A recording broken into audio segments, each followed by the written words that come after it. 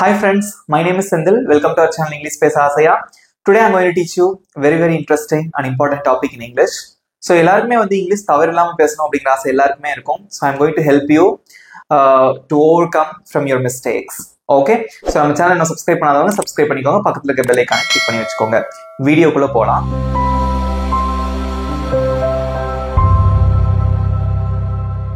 Okay?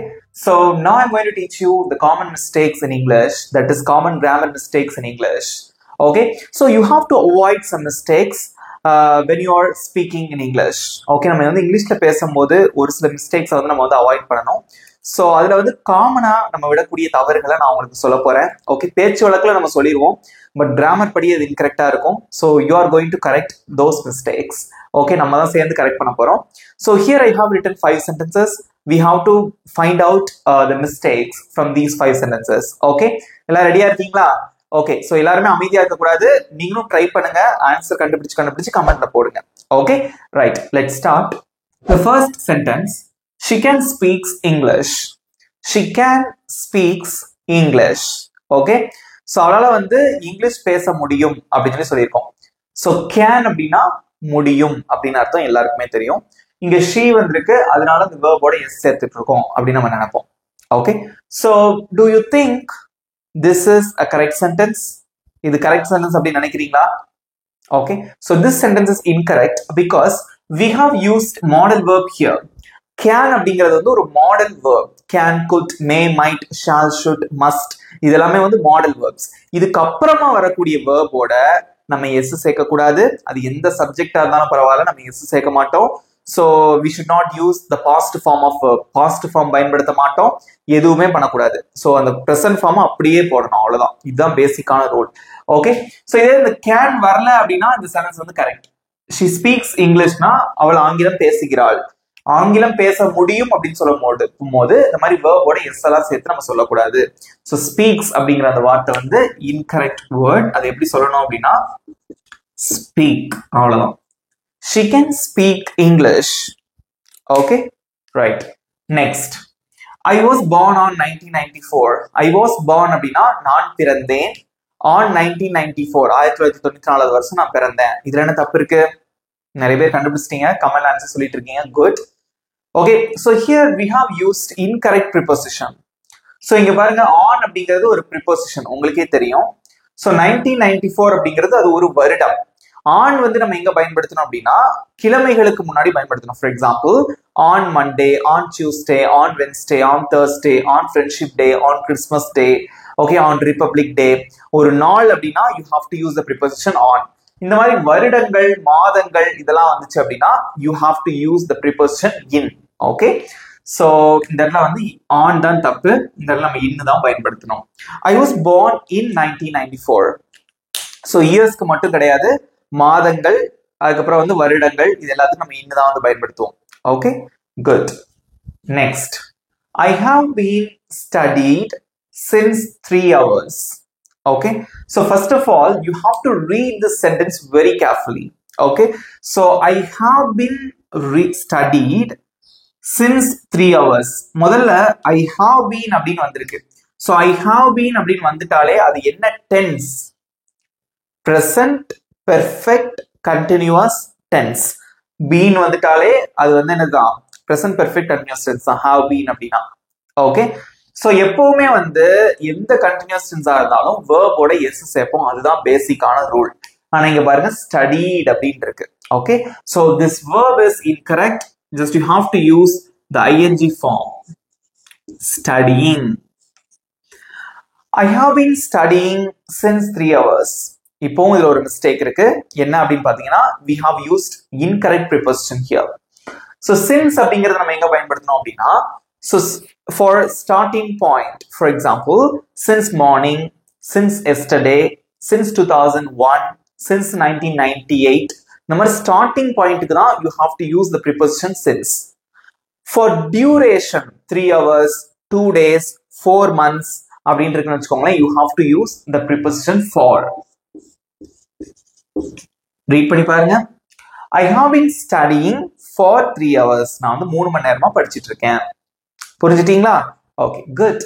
Next, I prefer walking than driving. Okay, I prefer walking than driving அப்படின்ட்டு இருக்கு. So I ப்ரிஃபர்னா வந்து எனக்கு வந்து வாக்கிங் போகிறது ரொம்ப பிடிக்கும். எதை விடனா than driving. டிரைவிங்ல போறதை விட வாக்கிங் வந்து எனக்கு ரொம்ப பிடிக்கும். நான் அதான் ப்ரிஃபர் பண்ணுவேன் அப்படின்னு சொல்லி சொல்றீங்க. ஓகே, ஸோ இதுல என்ன இன்கரெக்ட்? ஓகே, ஸோ ஒரு விஷயம் நல்லா ஞாபகம் வச்சுக்கணும். You have to remember this thing. So இதை விட இது பிடிக்கும், எனக்கு காஃபியை விட டீ பிடிக்கும், ஓகே, எனக்கு ஹார்லிக்ஸ் விட போர்ன்வீட்டா பிடிக்கும், இந்த மாதிரி ஒரு விஷயத்தை இன்னொரு விஷயத்தோட கம்பேர் பண்ணி பிடிக்கும் அப்படின்னு சொல்லிட்டு ப்ரிஃபர் பண்ணுவேன்னு சொல்றதுக்கு you have to use the preposition to. I prefer walking to driving. I prefer coffee to tea. டீக்கு பதிலாக எனக்கு காஃபி தான் ரொம்ப ப்ரிஃபர் பண்ணுவேன். ஓகே, ஸோ மெயினா வந்து இந்த ப்ரிஃபர் அப்படிங்கக்கூடிய அந்த வேர்ப் வந்தா இந்த மாதிரி ரெண்டு விஷயத்த வந்து நீங்க கம்பேர் பண்ணி சொல்றதுக்கு you have to use to. Okay, don't use than. Okay, so I prefer chicken biryani to mutton biryani. நான் மட்டன் பிரியாணிக்கு ப்ரிஃபர் பண்றதை விட சிக்கன் பிரியாணி தான் வந்து நான் ப்ரிஃபர் பண்ணுவேன். ஓகே, இந்த மாதிரி நீங்க சொல்லிக்கலாம். Right? Okay, next. I saw him 2 days back. I saw him அப்படின்னா நான் அவனை பார்த்தேன் 2 days back. 2 நாளைக்கு முன்னாடி நான் அவனை பார்த்தேன் அப்படின்னு சொல்றீங்க. So what is incorrect in this sentence? Just you have to find out the error. So read it very carefully. I saw him. நான் அவனை பார்த்தேன். இது கரெக்ட் தான்.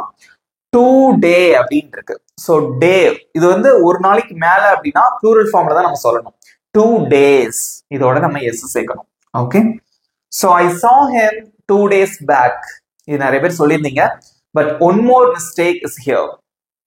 இன்னொரு மிஸ்டேக் இருக்கு. என்ன அப்படின்னா நம்ம 2 நாளைக்கு முன்னாடி, ஒரு வாரத்துக்கு முன்னாடி, ஒரு மாசத்துக்கு முன்னாடி, ஒரு வருஷத்துக்கு முன்னாடி அப்படின்னு சொல்றதுக்கு you have to use the word ago. Read பண்ணி பாருங்க. I saw him 2 days ago. I saw him 2 years ago. I saw him 3 years ago. So you have to use the word ago. Okay, இந்த மாதிரி 2 நாளைக்கு முன்னாடி, 2 மாசத்துக்கு முன்னாடி, 2 வருஷத்துக்கு முன்னாடி எதுவா இருந்தாலும் so you have to use this word. Read பண்ணலாமா ஒரு தடவை? She can speak English. I was born in 1994. I have been studying for 3 hours. I prefer walking to driving. I saw him 2 days ago. So இது எப்படி வாசிக்கலாம்? I have been அப்படிங்கறது எப்படி வாசிக்கலாம் அப்படின்னா so I've been. I've அப்படிங்கிறது வந்து I have ஓட contraction. I've been studying since I've been studying for 3 hours. இதே நான் காலையில இருந்து படிச்சிட்டு இருக்கேன் அப்படின்னா I've been studying since morning. Okay, so good. எல்லாரும் சூப்பரா ஆன்சர் பண்ணீங்க. Next I'm going to write 5 sentences. You are going to find out the mistakes. Are you ready? Okay, so 5 sentences. So read பண்ணலாம்.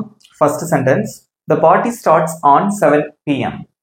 Okay, the party starts on 7 p.m. அப்படின்ட்டு இருக்கு. இதுல எது தப்பு? The party starts அப்படின்னா party தொடங்குகிறது. Simple பிரசன்ஸ்னால start கூட S போட்டிருக்கோம். எல்லாமே கரெக்ட் தான். on 7 p.m. அப்படின்ட்டு இருக்கு. Okay, so do you know 7 மணி அப்படின்ட்டு இருக்கு. ஸோ அதுக்கு முன்னாடி you have to use the preposition at. Very good. Okay, so don't use the preposition on. So இந்த prepositions தான் நம்ம வந்து அதிகமான தவறுகள் விடுறது இதுல தான் இருக்கும். Okay, so you have to correct those mistakes. The party starts at 7 p.m. Party வந்து 7 மணிக்கு ஆரம்பிக்குது. ஸோ இந்த மாதிரி எக்ஸாக்ட் டைம் இருந்தா அதுக்கு முன்னாடி நம்ம வந்து you have to use the preposition at. On நீங்க பயன்படுத்தணும். ஏற்கனவே சொல்லியிருந்தேன், கிழமைகள் நாட்களுக்கு முன்னாடி ஆன் பயன்படுத்தலாம். Okay, next. I made my homework. I made my homework. நான் என் ஹோம்ஒர்க்கை பண்ணிட்டேன் அப்படின்னு சொல்றதுக்கு how will you say that in English? அதை எப்படி வந்து இங்கிலீஷ்ல சொல்லுவீங்க? how do you say? இங்க வந்து மேட் வந்து நம்ம பயன்படுத்தக்கூடாது. மேட் வந்து நான் எங்க பயன்படுத்தணும்னு இதுக்கு முன்னாடி நான் ஒரு வீடியோல சொல்லியிருந்தேன். I made a mistake. நான் ஒரு தப்பு பண்ணிட்டேன் அப்படின்னு சொல்றதுக்கு தான் நம்ம மேட் பயன்படுத்தணும். இல்ல he made a mistake. அவன் ஒரு தப்பு பண்ணிட்டான் அப்படின்னு சொல்றதுக்கு you have to use the verb made. So here you should not use the verb made. நான் ஹோம்ஒர்க் பண்ணிட்டேன் அப்படின்னு சொல்றதுக்கு you have to use did. I did my homework. நான் ஹோம்ஒர்க் பண்ணிட்டேன். I did my homework. நான் என்னோட ஹோம்ஒர்க்கை பண்ணிட்டேன். Next. I told to him everything. I told to him everything அப்படின்ட்டு இருக்கு. இதுல என்ன தப்பு இருக்கு? எல்லாருமே கண்டுபிடிச்சிருப்பீங்க. So I told, இந்த மாதிரி கால் அப்புறம் வந்து tell, டெல்லோட பாஸ்ட் ஃபார்ம் தான் டோல்டு இல்லையா? ஸோ இந்த மாதிரி வேர்ப்லாம் வரும்போது அதுக்கப்புறமா வந்து நீங்க யாருக்கிட்ட சொன்னீங்க அப்படின்னு சொல்றதுக்கு நீங்க டு யூஸ் பண்ணுங்கிற அவசியம் கிடையாது. ஐ டோல்ட் ஹிம் எவ்ரிதிங், அவ்வளவுதான். ஐ told him everything, I told her everything, I told Senthil everything. Okay, call me அப்படின்னு சொல்லுவோம், கால் டு மீ அப்படின்னு சொல்ல மாட்டோம். பட் அது தப்பு கிடையாது. ஐ மீன் கால் டு மீ அப்படின்னா வந்து புரிஞ்சுக்கலாம், நம்ம தப்பு கிடையாது. But you should not use it. அதை நம்ம யூஸ் பண்ண வேண்டிய தேவையில்லை. You need not use it. Okay, so I told him everything, அவ்வளவுதான். Next, he is in the train. அவன் ட்ரெயின்ல இருக்கான். he is in the train. கரெக்டா தப்பா? அவன் ட்ரெயின்ல இருக்கான். Here also we have used incorrect preposition, an incorrect preposition. Okay, என்ன அப்படின்னு பாத்தீங்கன்னா he is on the train. So ஆன்க்கும் இன்னுக்கும் என்ன டிஃபரன்ஸ் நான் உங்களுக்கு சொல்லியிருந்தேன். ஸோ இன்னொரு தடவை சொல்றேன், கவனிச்சுக்கோங்க. On, in. Okay, so on வந்து நம்ம எங்க பயன்படுத்துவோம் அப்படின்னா, ஒரு வெஹிக்கிள்குள்ள நீங்க எந்திரிச்சுன்னா உங்க தலை தட்டக்கூடாது. ஓகே, அந்த மாதிரி இடங்கள்ல வந்து நீங்க ஆன் பயன்படுத்தலாம். For example, on the train, on the bus, on the ship, okay, on the aeroplane, on the bike. பைக்ல நம்ம எந்திரிச்சுனா தலை தட்டாது இல்லையா? On the bike. Okay, on the bicycle.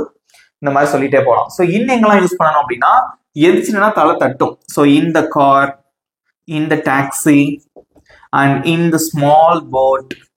Okay, so இந்த மாதிரி இடங்கள்லாம் வந்து you can use the preposition in. புரிஞ்சிட்டீங்களா? சிம்பிளா இருக்கா? ஓகே, ஸோ இங்க வந்து நம்ம ஆன் தான் பயன்படுத்தணும். பிகாஸ் ட்ரெயின்ல வந்து நம்ம எந்திரிச்சு நின்னோம் அப்படின்னா நம்மளோட ஹெட் வந்து தட்டாது. ஸோ இந்த இடத்துல வந்து நம்மளோட ஹெட் என்ன ஆகும்? தட்டும். எந்திரிச்சு நிக்க முடியாது. Got it? Okay, next, I am go to the school. I am go to school. Okay, what is incorrect in this sentence? பார்த்தோன்னா தெரியுது. I am go to the school. ரெண்டு விதமா நீங்க இதுக்கு ஆன்சர் பண்ணலாம். ஒன்னு, இந்த ஆம் வந்து எடுத்துடலாம். Okay, I go to school. அப்படி இல்ல, இந்த ஆம் போடுறதா இருந்தா என்ன சொல்லணும் அப்படின்னா, I am going to school. So both are correct. So you can say I go to school, or you can say I'm going to school. Both are correct. But don't say I am go to school. That is completely wrong. Okay, so read பண்ணி பார்க்கலாமா? So the party starts at 7 p.m. I did my homework. I told him everything. He is on the train. I go to school, or I am going to school. That's it. Easy இருந்ததா? Do you understand? புரிஞ்சிட்டீங்களா? So now I'm going to give you a test. உங்களுக்கு 5 questions கொடுக்க போறேன். So you have to correct those mistakes. Okay, from those 5 sentences. Friends, இங்க பாருங்க, 5 questions எழுதி போட்டிருக்கேன். So 5 marks. இது வந்து நீங்க எவ்வளவு மார்க்ஸ் கடைசி எடுத்தீங்க அப்படிங்கறத கமெண்ட்ல சொல்லணும். So I'm going to give you 20 seconds time. அதுக்குள்ள நீங்க வந்து ஆன்சர் பண்ணணும். So first நான் ரீட் பண்ணிடுறேன். He was born on 1998. அவன் 1998ல பிறந்தான். He made his homework. அவன் வந்து அவன் ஹோம்ஒர்க் முடிச்சிட்டான், பண்ணிட்டான். So he can run fast. அவன் வேகமா ஓட முடியும் அவனால. I met her 3 days back. நான் வந்து அவளை 3 நாளைக்கு முன்னாடி சந்தித்தேன். I prefer coffee than tea. Okay, எனக்கு வந்து நான் ப்ரிஃபர் பண்ணுவேன், காஃபி தான் ப்ரிஃபர் பண்ணுவேன் டீயை விட. So you have to find out the mistakes and correct those mistakes. Okay, your time starts now. சூப்பரா ஆன்சர் பண்றீங்க கடகடன்னு. Good. நல்லா யோசிச்சு ஆன்சர் பண்ணுங்க.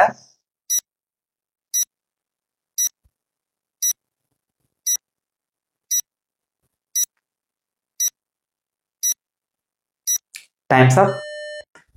Okay, so let me tell you the answer. He was born on 1998. Okay, so year வருடங்களுக்கு முன்னாடி you have to use the preposition in. He was born in 1998.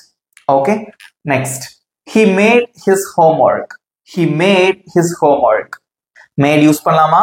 You should not use it.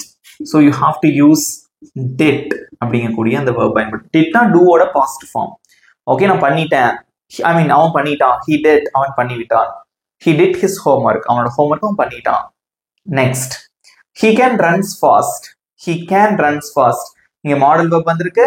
அதுக்கப்புறமா he வந்தாலும் சரி, I வந்தாலும் சரி, எது வந்தாலும் you should not add yes to the verb. Yes வந்து நம்ம ஆட் பண்ணக்கூடாது. runs ன்னு சொல்லக்கூடாது. run அவ்வளவுதான். He can run fast.